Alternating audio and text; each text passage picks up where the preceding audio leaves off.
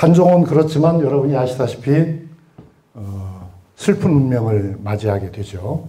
여러분이 보시다시피 여기 어디입니까? 예, 영월에 있는 청령포라고 하죠. 그래서 이제 이 단종의 죽음을 둘러싸고는 여러 가지 슬픈 전설도 있고 또 단종의 시신을 끝까지 잘 지켰다고 하는 어몽도라고 하는 이제 호장의 전설이 전해오죠. 그래서 이제 후대에는 단종이 다시 복유가 되면서 단종이 돌아가셨을 때는 노산군 밖에 안 됐지만 나중에 이제 추증을 해가지고 단종이라고 하는 이름을 하게 됩니다. 자, 그렇게 해서 이제 중용은 우리 국가를 운영하는 데 있어서 매우 중요한 고전으로서의 자리를 얻게 되는데요. 중용 공부를 누구보다도 열심히 한 왕이 나오게 됩니다. 그 왕이 바로 성종 임금이십니다. 그래서 이 성종 임금님은 우리가 조선왕조 실록을 보면은 그러니까 왕들은 경연이라고 하는 것을 하잖아요. 경연을 하는데 성종이 제위에 있던 동안에 20여 년 동안에 중용을 제가 조사해 보니까 한 4번 이상 공부를 하신 것 같아요. 그러니까 여러 가지 책들을 물론 돌아가면서 하지만 이렇게 3번, 4번씩 되풀이해서 공부하기는 쉽지 않거든요. 그러니까 그만큼 중용을 중시했다고 알 수 있는데요. 성종 때 중용을 깊이 이해하고 잘 해석해주는 학자들이 여럿 있었습니다. 그들의 상당수는 세종이 기른 학자예요. 그러니까 세종 임금은 다른 점에서도 훌륭하지만 지금 제가 말씀드리려고 하는 자원은 경전을 깊이 연구하는 학자를 본격적으로 키운 것이 세종이었습니다. 그러니까 세종 이전에는 유교의 경전을 전공한 학자가 거의 없었어요. 그래서 이제 태종 때 여러분이 변계량이라고 하는 분 아시죠? 변계량이라고 하는 분이 사실은 태종이 왕일 적에 제안을 해요. 우리나라의 선비들이 경전을 깊이 모릅니다. 그래서 이 경전을 누군가는 전공을 해야 됩니다. 누구는 논어를 잘하고 누구는 맹자를 잘하고 모든 경전을 다 달통하기는 어렵습니다.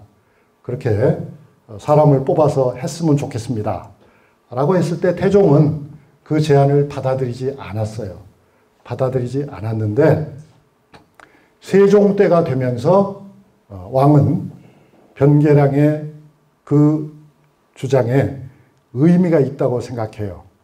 그래서 이제 뛰어난 젊은 학자들을 뽑아서 그 권채라든가 남수문이라든가 이런 여러 학자들이 있는데 그런 학자들에게 여러분 이제 사가독서라는 말 아시죠, 여러분? 사가란 말은 휴가를 준다 그 말이에요. 말하자면 요즘으로 하면은 안식년인 거죠. 일체의 공무에서 해방을 시키고 공부를 마음껏 할 수 있는 그런 기간을 충분히 줘요.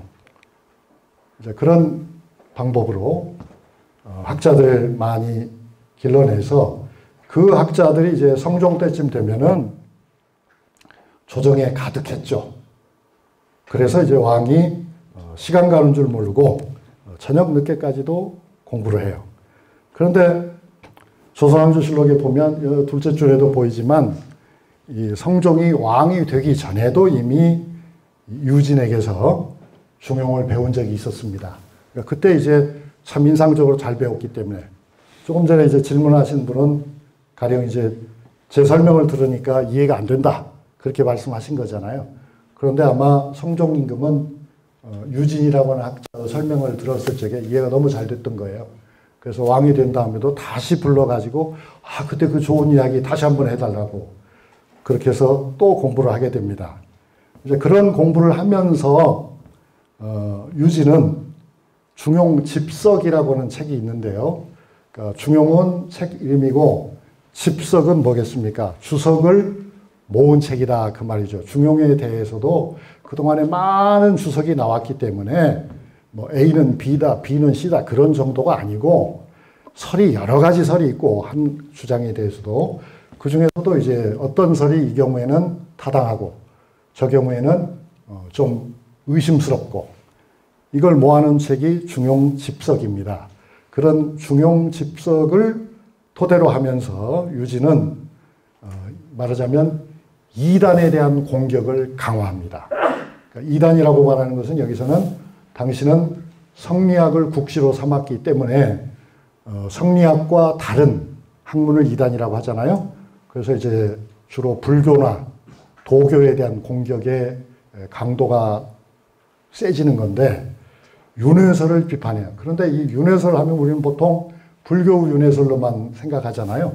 그런데 이제 옛날 기록에 보면은 그 윤회설이 노자에서 비롯되었다 하는 주장도 있어요. 그래서 유진 같은 이는 불교는 물론이고 도교까지도 문제가 심각하다라고 공격을 하는데요. 이 성종이라는 임금이 제가 보니까 굉장히 그 매력이 있는 왕이더라고요.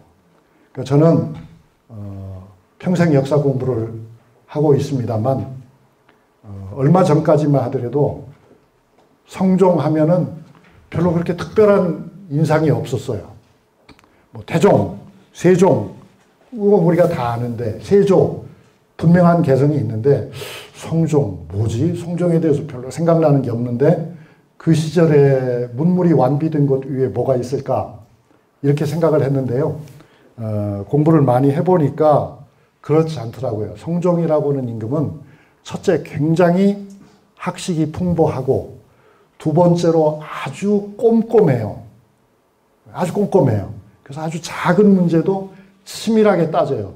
그런데 그가 치밀하게 따지는 작은 문제라는 것이 일상생활과 거리가 먼 그런 이론적인 것 뿐만이 아니고 이론과 실제를 결합하는 데 성종이 굉장히 큰 관심을 가지고 있다는 사실을 제가 발견하고 매우 놀랐는데요. 그런데 이 성종이 제가 이렇게 제목을 붙여봤습니다만 중용 파티를 벌이기도 하다고요. 중용 파티. 중용 파티가 뭐냐면 파티라고 하는 말은 좀 강한 인상을 주기 위해서 한 것이고 향연이라는 의미에서 학문의 잔치를 베풀더라고요. 그래서 1482년 성종 13년 11월 15일만 하더라도 왕이 대신에 이제 좀 나이가 지긋한 신하들이잖아요. 말하자면 원로들이죠. 원로들과 젊은 시강관이라고 하는 것은 경연에 들어오는 젊은 신진학자들을 말합니다. 아주 머리가 잘 돌아가고 언변이 날카롭고 생각이 깊은 문장을 잘 쓰는 그런 아주 탁월한 인재들이죠. 그런 사람들을 불러요. 불러가지고 제가 여기 적어놓은 것처럼 5대5 게임을 시키는 거예요.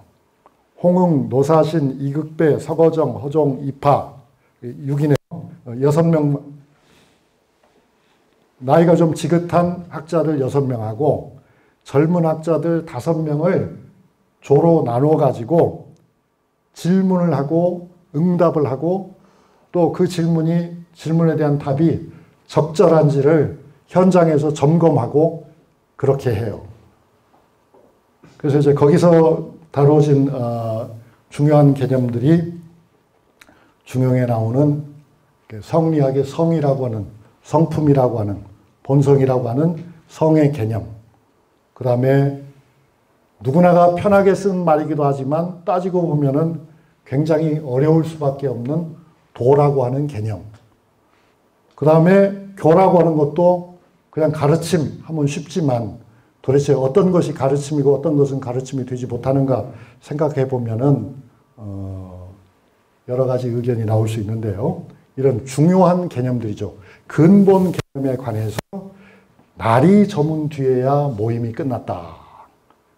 그러니까 오후에 시작해가지고 날이 저문 뒤에야 몇 시간 동안 장시간 동안 이런 토론을 하는 모습을 봅니다. 이제 보시면 그림에 이게 이제 경연도를 우리가 그려본 거죠. 경연을 할 때는 어떻게 할까? 임금님이 앞에 계시고 그 다음에 이제 누군가 한 사람은 임금님에게 책을 읽어드리기도 하고 뜻을 풀이도 해야 되니까 그 사람이 이제 앞에 나와서 하고 그 다음에 나머지 사람들은 좌우로 나누어서 서가지고 또는 앉아가지고 이야기를 하게 되는 것입니다.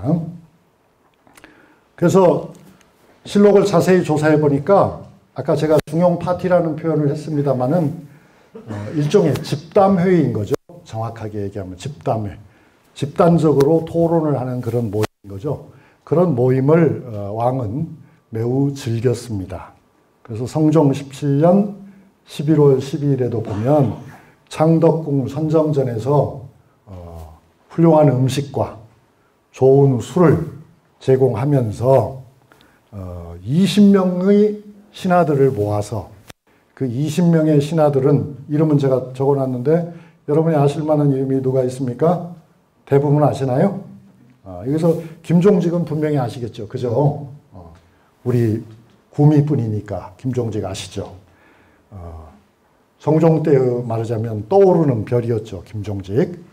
그 김종직을 포함해서 20명의 학자들을 동편과 서편으로 나누어 가지고 묻고 대답을 하는데 그야말로 이거는 뭐랄까 중용의 한 부분만을 공부한 게 아니고 그날은 아주 그냥 작정을 하고 중용의 맨 첫 줄에서부터 맨 마지막 장까지를 논점을 정리해 가면서 토론을 길게 했습니다. 그러면서 이제 이 토론에 곁들여 가지고 중국의 역사를 또 대입시키는 거예요. 그러니까 이런 어떤 개념에 부합되는 중국의 왕은 누가 있었을까? 과연 그가 훌륭한 왕이었나? 아니면 어떤 점에서 부족했나? 또 우리가 통념상 알고 있는 좀 부족한 왕은 정말 그렇게 부족하기만 했을까? 등등 그런 입체적인 논의를 하는데 그 논의가 중요한 까닭이 뭐겠어요? 그 논의가 중요한 것은 임금님이 즉 성종이 이와 같은 중용에 관한 총체적인 논의와 그 역사 속에서 중국 왕들의 잘잘못을 따져봄으로써 자신이 나아갈 길을 뚜렷하게 정리하고 싶어 했다 하는 것도 알 수 있고요. 그 다음에 이제 그 토론하고 있는 선비들을 비롯해서 조선의 선비들의 출처라고 하죠. 출처. 출이란 말은 벼슬을 하러 나가는 것을 출이라고 하고 처라고 하는 것은 벼슬을 그만두고 집에 들어와 있는 걸 처라고 하잖아요. 그러니까 가령 이제 길재 선생 같은 경우에는 고려 말에 벼슬을 버리고 금오산 밑에 숨으셨으니까 처를 잘 하신 거죠. 그러니까 나갈 때 나가고 물러설 때 물러서는 거를 잘 하셨기 때문에 훌륭한 후학을 길러서 영남의 사림들이 이후 수백 년 동안 조정에서 중요한 역할을 할 수 있도록 그렇게 하신 거 아니겠습니까?